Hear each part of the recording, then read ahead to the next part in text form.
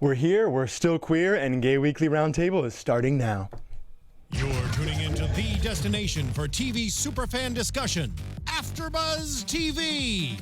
And now, let the buzz begin.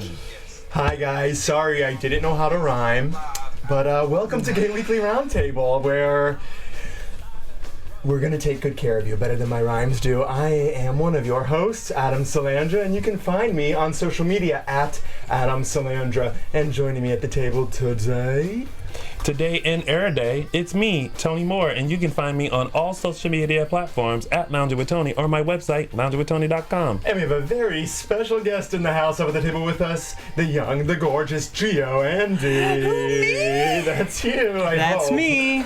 Let's hope so. Thank you for joining us. Oh my gosh, thank you guys so much for inviting me. I'm such a fan. Geo co-hosts the Gas podcast with a friend of the show, Sam Pancake. Yes, you guys know him. And he's also a fabulous drag queen. Please tell us your name. Roz. Full name. Roz Dressfilez. Obsessed. It's so good, and I think in this day and age when you can still come up with something that is that clever, you've done it. You've done. Is it that clever?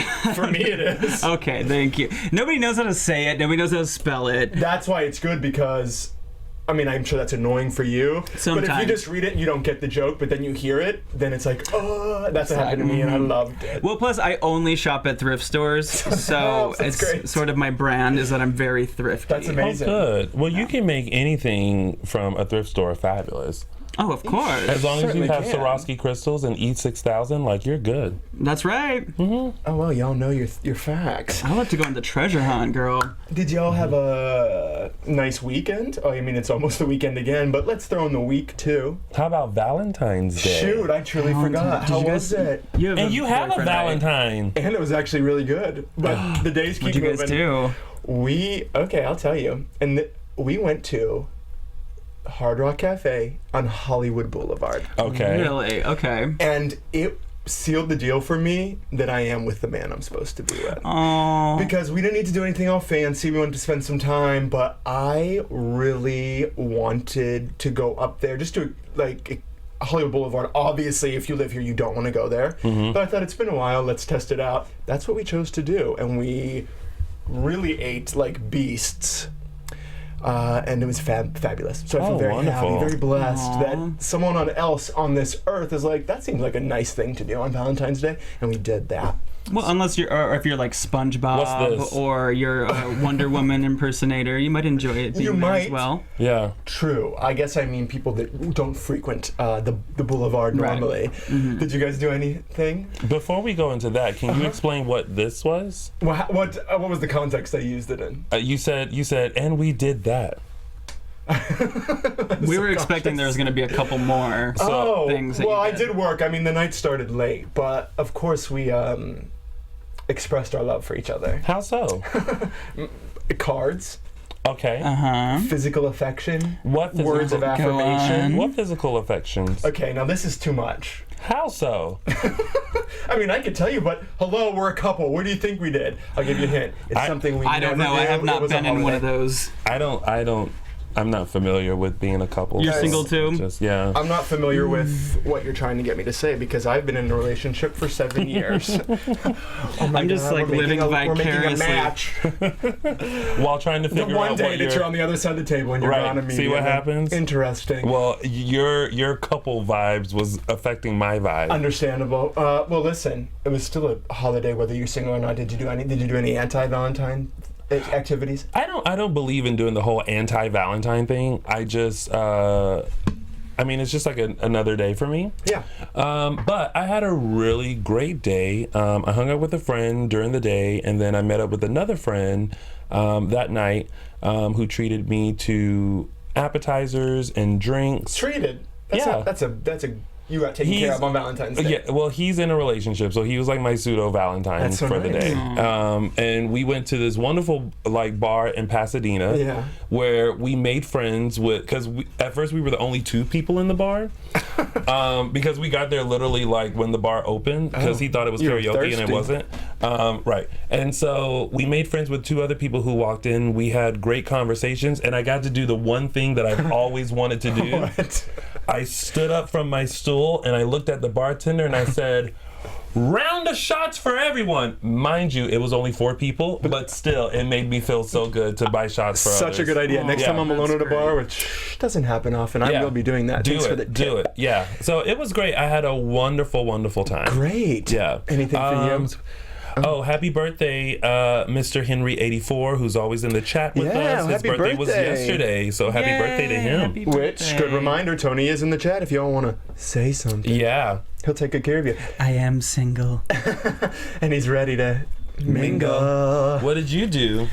I did what I do every Valentine's Day the past 3 years, which is go to my best friend Sam Pancake's house and watch some shitty movie about... Actually, we watched a documentary about the Manson murders. Oh, so very romantic. It's very romantic. Mm-hmm. That's what I love to hear, is romantic moments like that. Yeah. It's very romantic. First of all, single or not, you both had great nights with friends, and isn't that love?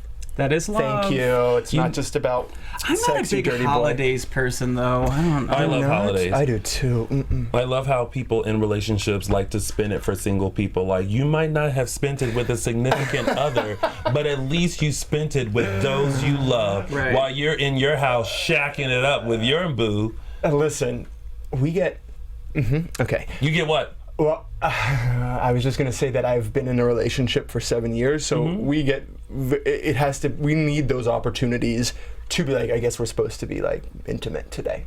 Oh. So it's a blessing for us. Oh my! So after 7, you guys are already in that state of like, you definitely get it on Valentine's Day, birthday, Christmas, Thanksgiving. Yes, and perhaps a vacation thrown in.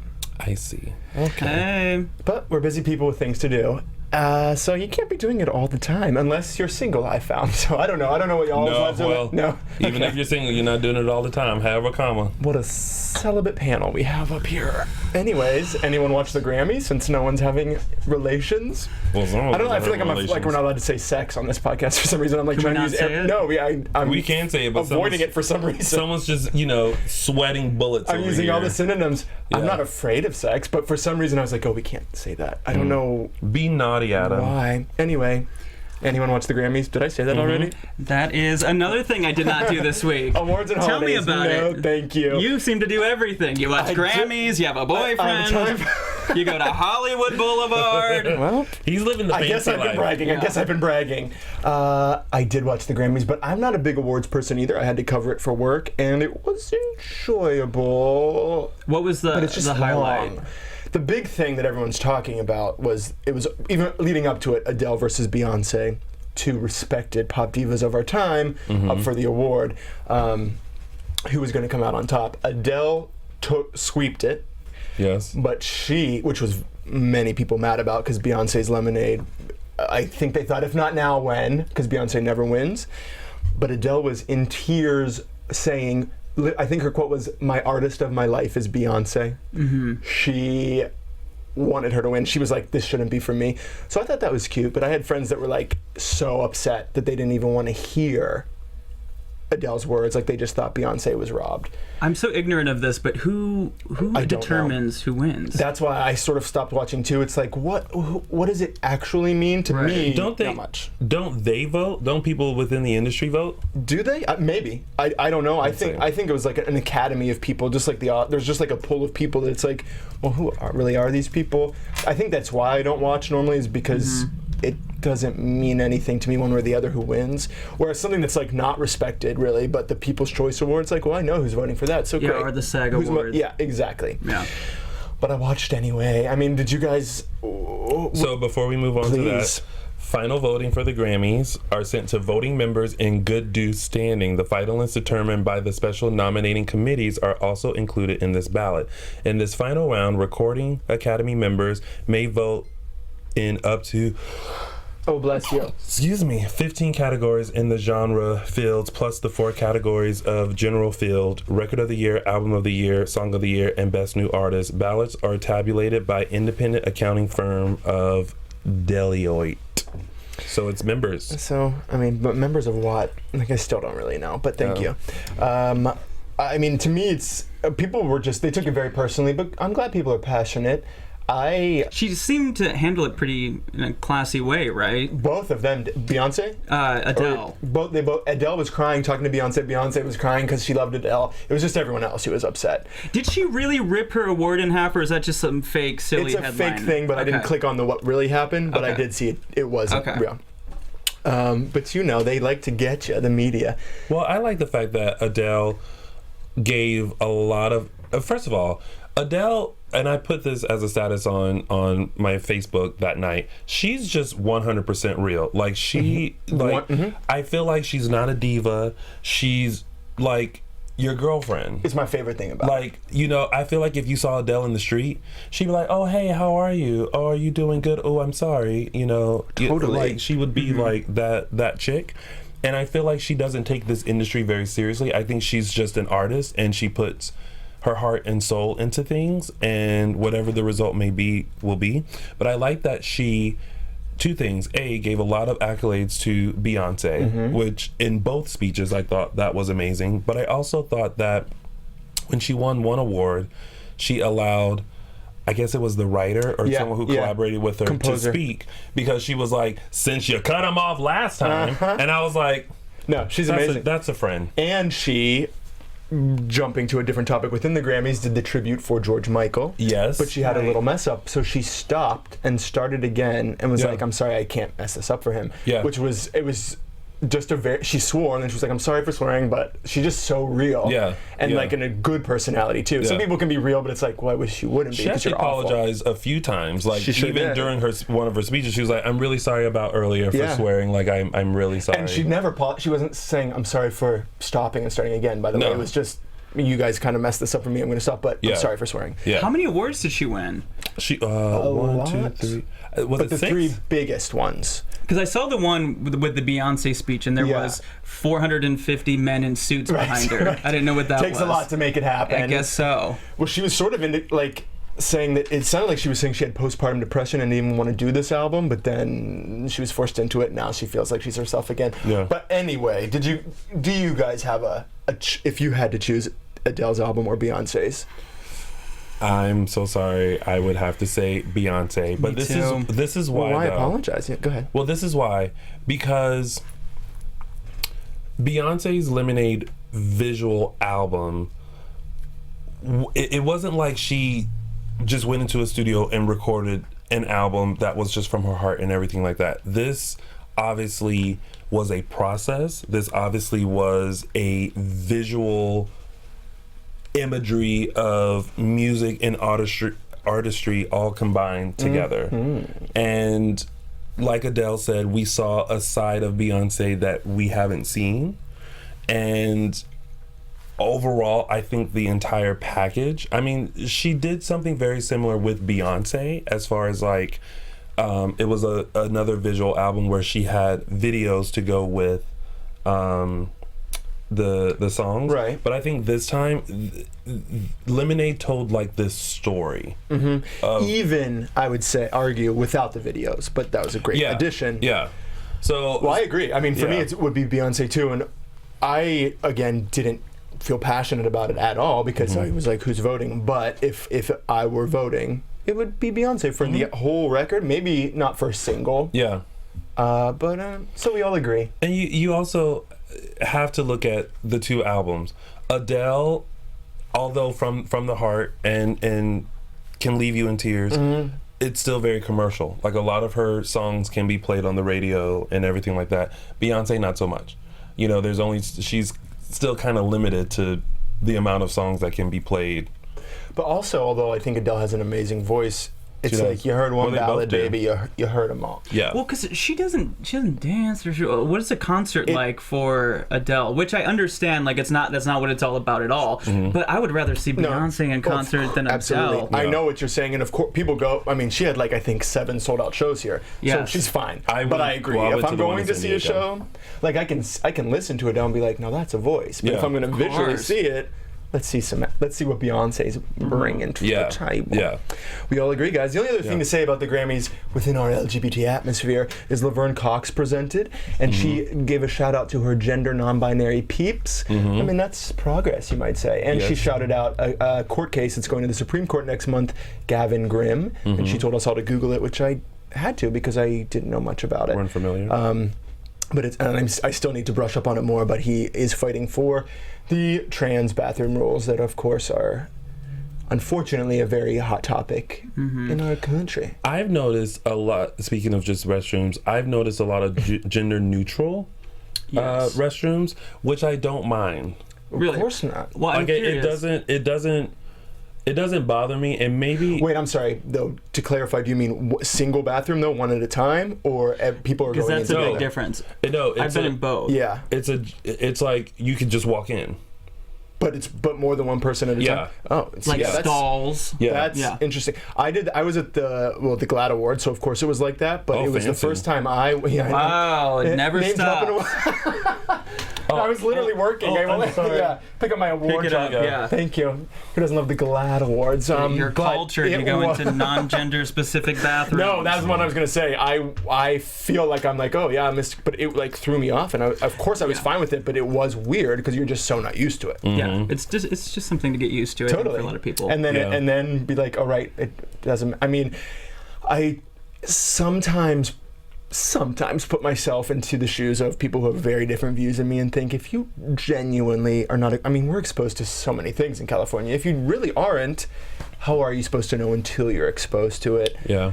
So, I don't know. I don't know the answer to that, but I don't know. We're pushing for our rights anyway. But back to Laverne, she did receive a little bit of backlash at the Grammys because she introduced Lady Gaga and did not introduce Metallica, who Lady Gaga was performing with. But wait, like, wasn't she reading from a teleprompter though? I assume so. But of course, of course we say. But she, a lot of two things are swirling in my mind. I'll get through one at a time. A lot of Metallica fans obviously were very upset, which Laverne did tweet out an apology about that.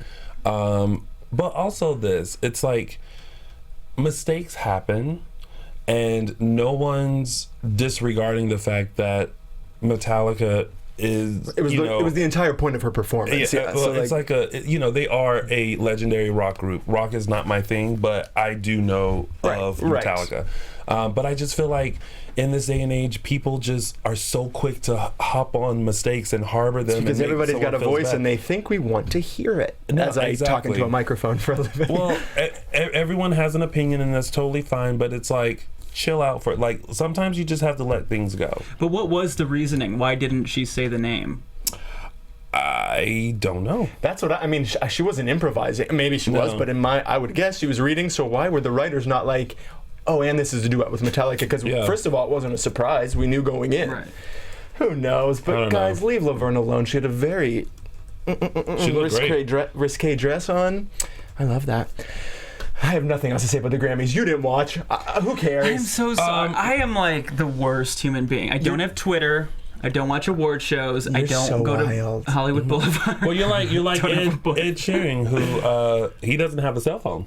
Ed Sheeran? Doesn't? No. Ed Sheeran. Yeah. How? I mean, he doesn't have a cell phone. And I've literally good luck trying to walked past homeless men who have cell phones here, and I'm like not even being funny. So I don't understand how a business person. How can you be so busy and not have a cell phone? But good for him. I'm sure he must have someone with him literally at all times then, but I guess so. That's cool. Before we skip off of the Grammys, we have to talk about Beyonce's performance. How could I forget? You clearly did. Because I was wondering because she is such a disaster, she's so pregnant, what was she going to do? Well, here's the thing. This is the performance that everyone was paying attention to. Of course. Not only fans, but also the people of Coachella, because she's still scheduled to go to Coachella in April. Yeah. So how far along is she? She was big. I don't know how far along she is, but I'm not sure. Very visible. Yeah. Wait. No, she wouldn't be 6 months. She's something. I'd say months. 5-ish. She's 4 or 5, maybe. I would think. Literally no idea. But there were, everyone was paying attention to this. But I thought her performance was beautiful. It's very reminiscent of Lemonade with like the spoken word mixed in with songs and things like that. Everyone freaked out with the chair tilt. You have to go back and watch this performance. I've never talked to anybody. People were nervous. Yeah, well, I couldn't breathe. I was like, how could she say this is okay? And she also got criticized because a lot of people said, oh, like, why would she do something like that and put herself and her unborn kids in danger? What did she do? She tilted in a chair? There was a table, a long table, Last Supper-esque, you might say. She was on a chair on top of it, and it was mechanically, she was sitting in it, and it leaned all the way back, so she was like completely back, but then it was just dangling off. Oh, damn. So, not that big a deal, except when you have 2 children inside of you. It was like, truly scary to watch, because of course mistakes happen all the time. Mm-hmm. But I didn't know other people were upset. Just to give you, we don't have a video to show you guys, but just to give you an idea of what happened. But this is one of the funny edits that happened. They got Brenda from Scary Movie. Yeah, guys, you can look it up. Sorry, we're watching without you, but just look it up. What'd you type in? Beyonce chairlift Grammys tilt. Also, Bruno Mars did a wonderful tribute to Prince as well. Yes, he did. I forgot he came back out. Mm-hmm. It was long, guys. I was working, and I was like, it's all right. How long was it? 4 hours? 3 hours? It's like 3. It was over 3. Yeah. I was working that night. I couldn't. Well, I was scheming through it. Like I was doing stuff, but I was also just kind of like scheming through it so that I could just know what people are going to talk about in a few hours. But also there was a tribute to the Bee Gees that I missed it for some reason too, but I heard it wasn't good. Well, I didn't quite pay attention to it. But we have to give kudos to James Corden, who hosted the show. I thought he did great. I kind of always think he's just lovely. He's amazing. He seems real wonderful. Yeah, just like genuinely that guy, and I like it. Yeah, there was one part of the Grammys when he said, if you would like to experience what it's like here at the Grammys, just go to your garage and get a chair, because look, and he showed like the folding chairs. And they like sure how were they janky. Yeah. Oh my God, so really? There's that. But the one person that I know who was at the Grammys that was getting their entire life was Blue Ivy. She sure was. She was getting her life at the Grammys. What was she wearing? She had on this cute like little pink like suit with like a ruffled shirt. And she had her diamond-crusted Hello Kitty purse that during Beyonce's speech, when she won an award, she was showing her friend like, look what I got in my purse, girl. Yeah. She better live it up now. Those twins are coming. And then she cheered for her mom. But the other cute thing was that there was a carpool karaoke skit that happened with Neil Diamond and like Jennifer Lopez and John Legend, and like they pulled some other people in, and Lord and behold, little Blue Ivy came running in as well. So it was super cute. That is cute. Yeah, cute. Shout out to Blue Ivy. We know you're watching, girl. Yes. We love it. Yes. What else do you have for us today? We're gonna switch gears, unless you have another performance to discuss, because now I feel like I didn't even watch. You're pulling out things I forgot. Nope, that's it. Okay, moving on. That's it. Well, since it is Black History Month, I thought that, being an African American, that I wanted to discuss some prominent African American gay people. Thank you. So we're going to start with the first one, who is Audre Lorde. She's a Caribbean American writer and was actively involved in the gay culture of Greenwich Village. She was also an activist for civil rights and feminist movements. Her poetry focuses on the female experience, race, and sexuality. And ahead of her time with the selfie pose that's now very popular, finger to mouth, she was working that out well before we even knew. Deep in thought. Yes, deep in thought. That. Then next we have Bruce Nugent, who was a writer and painter of the Harlem Renaissance. His short story, Smoke, Lilies, and Jade, has been regarded by many as the first publication by an African American that openly discussed homosexuality. I love that.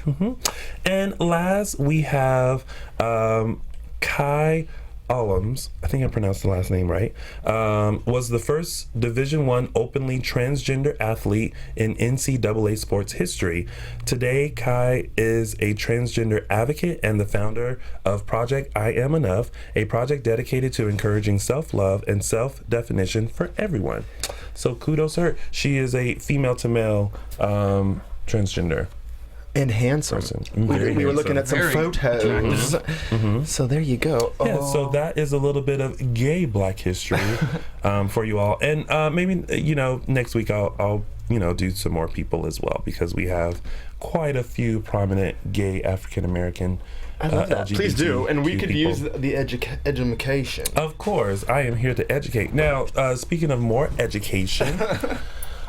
Diesel has just released their most recent campaign, which is Make Love, Not Walls, which I found to be very amazing. And timely. Yes. Provocative. So we're going to show just a little bit of the campaign Just to whet your video. appetite. This was filmed by David LaChapelle. So it's going to be And here we go. artsy.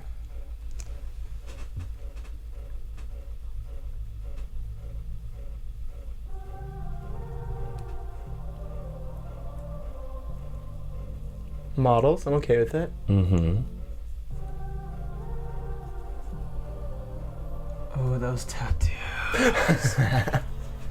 Pay attention to the message. Right, I was like, all right, there's an important message here.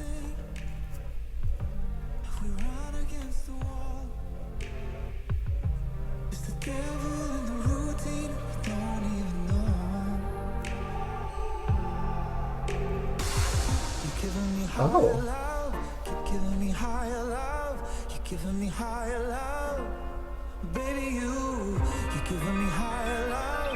You're giving me higher love. You're giving me higher love, yeah. All right, so to view the rest of the video, make sure you check out Diesel for that. But I wanted to find out from you guys, just taking a look at this, how do you feel about this message? And is this something that we definitely need right now? Well, of course, yes. And yes, what I have to say, I forgot what we were doing the show for a second and just got really drawn in, which I didn't expect. So I do like that. It just was visually beautiful, not just the men, in fact, just the whole thing. I'm still watching. I like the vibe, but obviously the message, it's rough times. Yeah. Oh, guys, our political correspondent, Blake McIver, will be back with us next week. Oh, so, where's he at? He's doing stuff. He's booked. He was touring I almost said Everywhere. world, but I certainly don't think that's true. But he was touring, but he'll be back. So more Trump talk coming your way. Oh, yeah. But I think this message was beautiful, and I didn't realize that was happening. So thank you. Well, I think for me, what I took from it was that they really wanted to show, just love for everyone, no matter who you are, no matter your race, your sexuality, but it's more about love and not about a division. Right. Exactly. And I think that people just need to take that to heart. I really hope that one day we can start looking at each other and not notice race or sexuality or anything like that, but we just start looking at us as just people and individuals. Totally. Right. Because it's also that thing of people living in their own bubble. Even that is a division of people. There's walls that we put in between each other. Yeah. Knock them down, honey. We're here to make love. Yes, Knock them down. You see that? They blew a heart into that wall. into it. And there were a lot of cameos in this. There was Laith Ashley, who is featured in Oxygen Strut. Yeah. That was executive produced by Whoopi Goldberg. Also Raja from RuPaul's Drag Race I see season Raja. 3. We didn't get to her part. It's a really quick stay tuned. clip. And and also a little. He is well known through social media. He's also my roommate, Vinny Balbo, was in it as well. So shout out to Vinny. Excuse me, shout out. Yeah. A name just dropped on the floor, and you live with Another him. Vinny, your rent will be Into the due in shirt. 2 weeks. Yeah, exactly. Oh yeah, bitch, your rent is still due. I don't care. And clearly you can pay for it because you in a diesel commercial. Thank you. Now he knows. Was that a national commercial? Because you might need to charge him more money for rent. I mean, He might be saying. leaving you. yeah. soon. I'd be like, oh, you find a new roommate. right? Now listen, this is a very special time, Geo, because you might not date someone or watch award shows, but I bet there is a special topic you can talk about, and it's yourself. Oh, I love that. You can? You Tell know us about more yourself? One of my you. favorite things to talk about. So perfect. Well, then thank God you're here. Because I have a lot of questions about, I mean, we could talk about other things, but drag in general and your entry into it. How long have you been doing it, first of all? I started doing it in 2010. Okay. Dabbled a little bit when I lived in Orange County, and then I was just sort of like, it's too expensive, it's Sure. too much work, and I just don't want to do it. Right. And then I started having friends get on this TV show and start touring the world and buying houses and you you're know, like, getting all oh. these opportunities, and I was like, They got to up that booking fee. You said, oh, too much work, but it was work now for purpose. it pays off. And also, like, I didn't know at that time what I wanted to do, who I was, sure. all that sort of thing. And now it's like I figured out a way to make money and keep it cheap, and Sure. you know, Raw's dress for Les. That's She's right, honey. thrifty, It's all baby. thrifty. And now, I think I'm in a better place now. I started doing it about a year and a half ago, pretty, not full-time, but pretty full-fledged. Sure. I don't know the future in terms of being on that show. I don't know if I'm going to audition or not, but just that show alone has made this whole world, Even you know, available. being a drag queen is such a marketable It's thing, cool. you know? It's now cool there's and like marketable. drag queen singers, and Right. I'm a drag queen stand-up comedian. Right, which I love that. Yeah, and even those drag queen stand-up comedians, there's different markets. There's like, you know, Bianca Del Rio does like the theaters, you know, and then there's drag queens that are really great at hosting or doing cabaret shows. I'm trying to get myself into the comedy clubs, Yeah. which is why I have my own show called Raw's Humor Hole that you can see at the Hollywood Improv. Is that the camera? Hollywood Improv, the 11th of March. Be there or be square. Oh, it's the right. I'm glad you have a date. I'm literally writing it down, Write it down. because I will be there, fair and square. Yeah.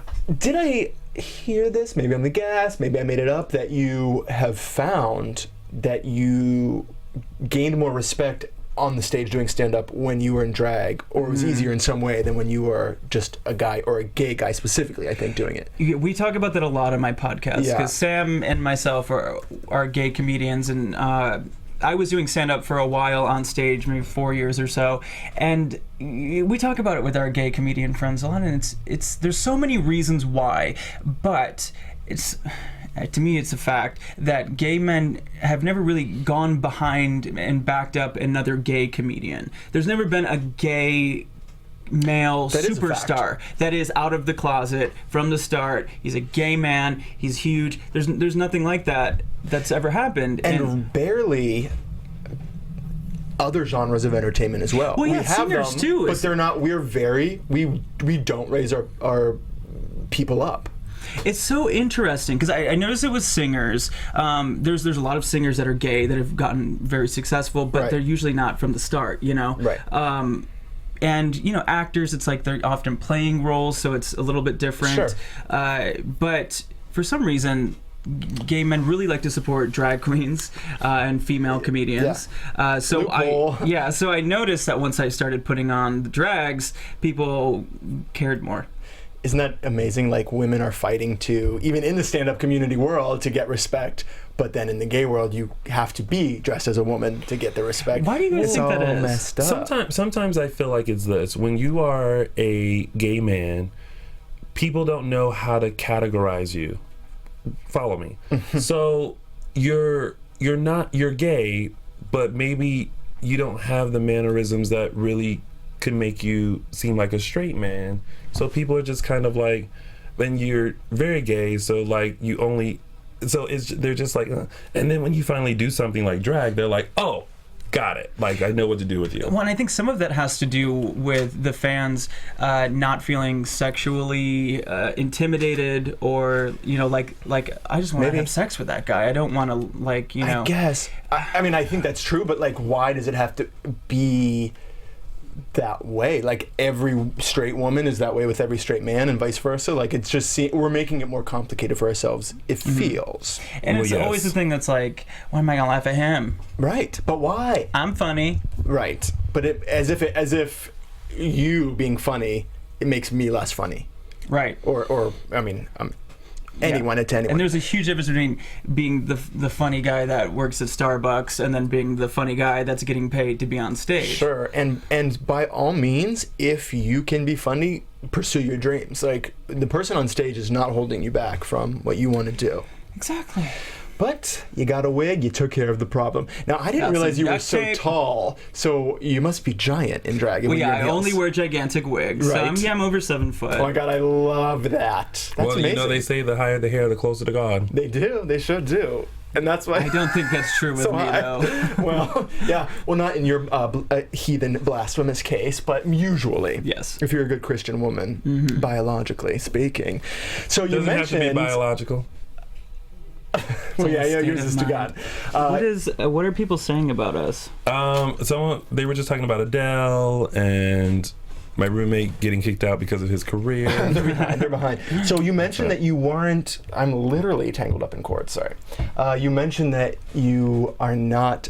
Potentially not interested in Drag Race, which I think is interesting. Oh, Why? I'm not sure. But why? I mean, I totally understand it. I wouldn't want to go on there and not. You know, I feel that if I go on and I'm not fully ready to be on, Got it. it could hurt me more. Sure. It also, there's so many people that deserve the opportunity. I would hate for me to get that spot when there's somebody else that could probably go further and do better. I think maybe I need to cook a little bit in the oven a little bit longer. My sewing's not great. So what you're saying is you're smart, not just like I need to be on there. If you're going to do it, you want to do it right. Well, I think about longevity. You know, Of course. I don't want to just be on, get the followers on Instagram, and then tour around the country for a year or two, and then no one gives a shit. 'cause And if there's a you're new kicked off crop. early because of the reasons that you think you're not prepared, you just have less camera time, less chance to make that happen. So I think that's smart. Well, here's the thing. Being an avid Drag Race watcher since Certainly. season Same. 1, Me too. and knowing a lot of the girls and knowing that there are some people who have been forgotten as each season goes, Of and there are course. some people from far seasons back that you would have thought that they just did Drag Race. I think you have to know how to work that platform. Yeah, Absolutely. Well, a lot of the work happens once you get off. Yeah, What do well- you do with it then? Also, a lot of the work happens before, because if you establish yourself as a drag queen and have the following and do a lot of the work before and use Drag Race as a way to elevate what you've already been working on to the next level, then once you get to that level, you then have a clearer path of, okay, like, what do I want to do? What are once I've reached this platform, what do I want to do after that?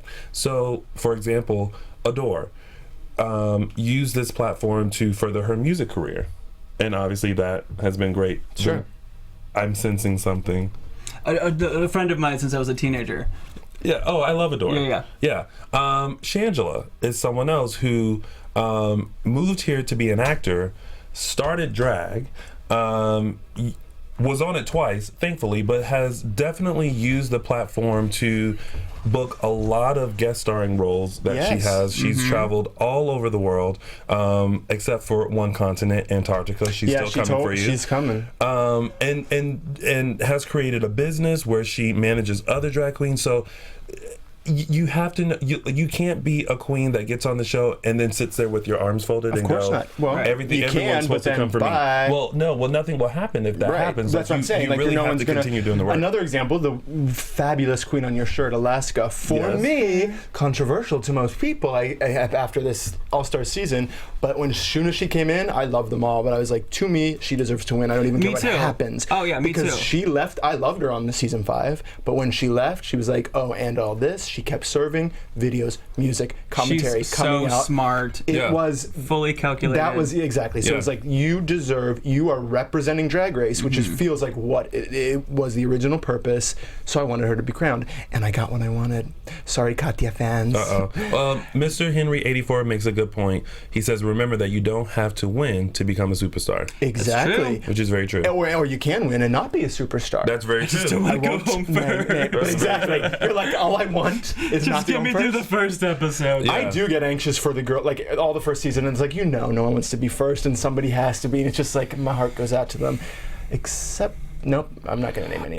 I always feel like this, though. I feel like when it comes to Drag Race, be prepared. Like, this is 9 seasons, and anytime a girl comes on and she doesn't know how to sew, It is shocking. or at this her point. makeup isn't on point, Which is me. or whatever, I don't know how it's to just sew kind of yet. like, You're like- the audition's in like a couple of months, I think. The submission well, girl, process. you better get into I a don't know if sewing I'm class. ready. You better go to Sears and find out what sewing class you can I sign want up you for. to take a lesson Joanne? though, because I Yes. want to see Roz on season 10. Oh my Is that what it'll God. be? Yeah. So And get your sewing lessons. Yes, and the key is just to be yourself. Like, be Right. whoever you are. Like, you can't figure out what people want to see. Yeah, and I think, of course, it's all about being different. There's so much with anything, with drag being so popular, it gets oversaturated. It's sort of Sure. like the comedy boom in the 80s. All of a sudden, there was all these comedy clubs. There was thousands of comedians, and then you don't hear about many of them Right. after a while. And so I think it is really about being different and being, a unique voice. Which is harder to do as each year goes on. Right. Yeah. Which is why, for me, it's like I'm doing the stand-up comedy clubs. I do act. I've done like the Golden Girls shows, Yes.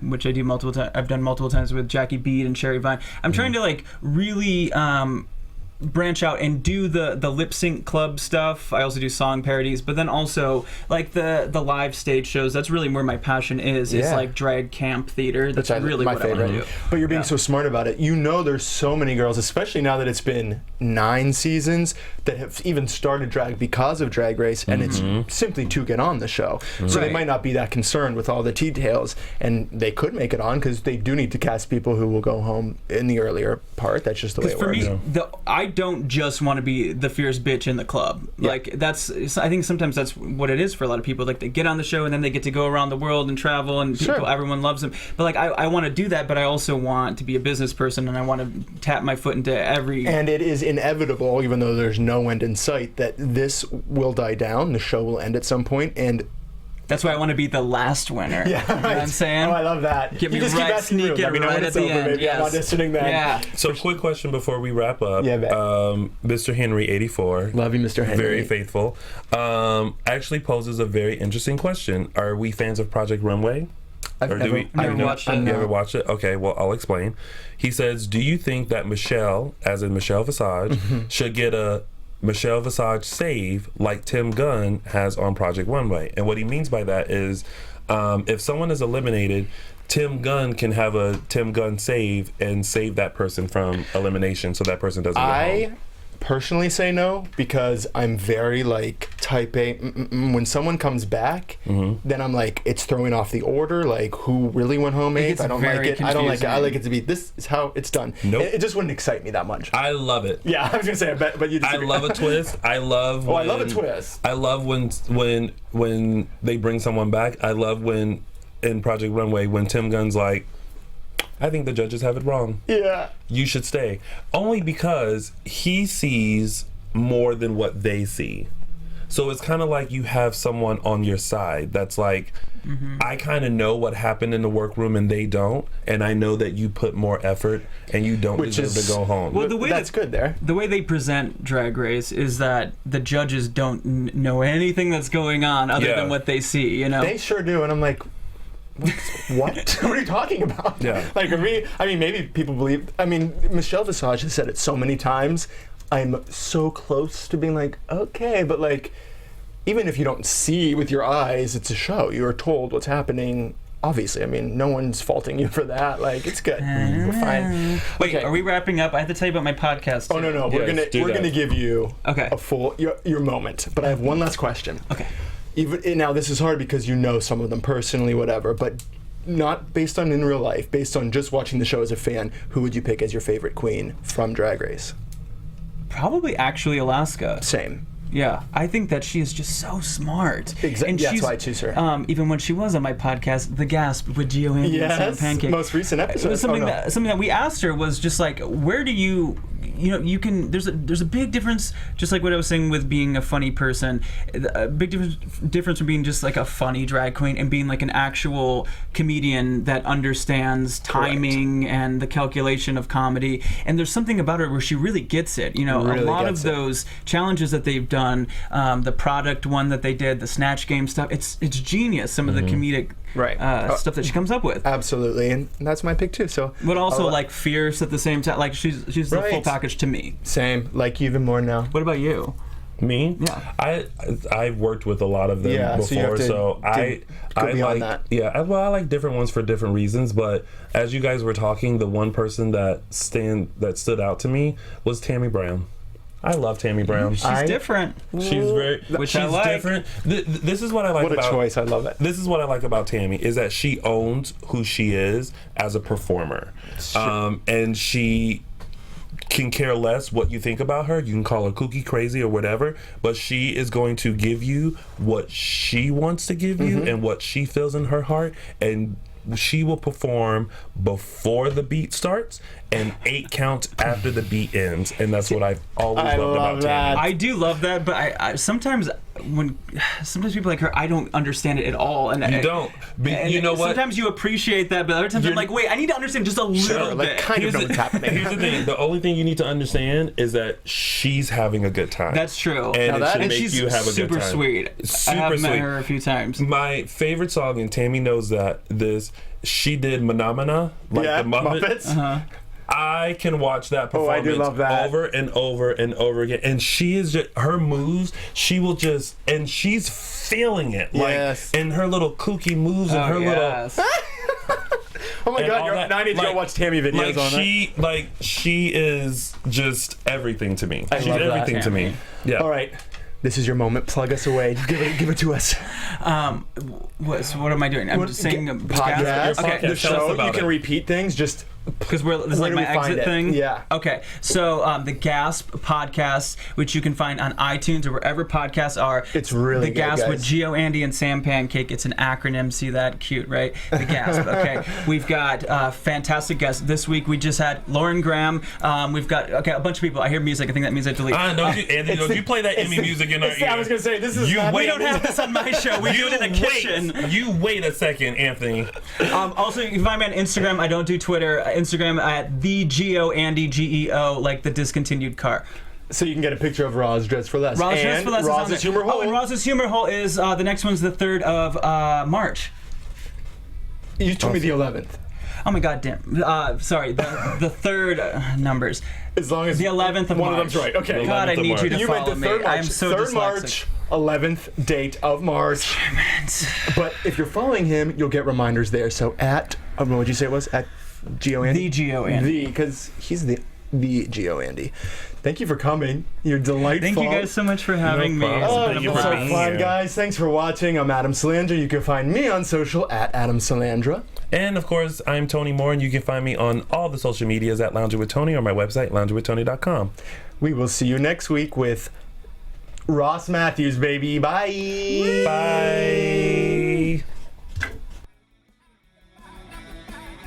From executive producers Maria Menounos, Kevin Undergaro, Phil Svitek, and the entire AfterBuzz TV staff, we would like to thank you for listening to the AfterBuzz TV network. To watch or listen to other after shows and post comments or questions, be sure to visit AfterBuzzTV.com. I'm Sir Richard Wentworth, and this has been a presentation of AfterBuzz TV. Buzz you later. The views expressed herein are those of the hosts only and do not necessarily reflect the views of AfterBuzz TV or its owners or principals.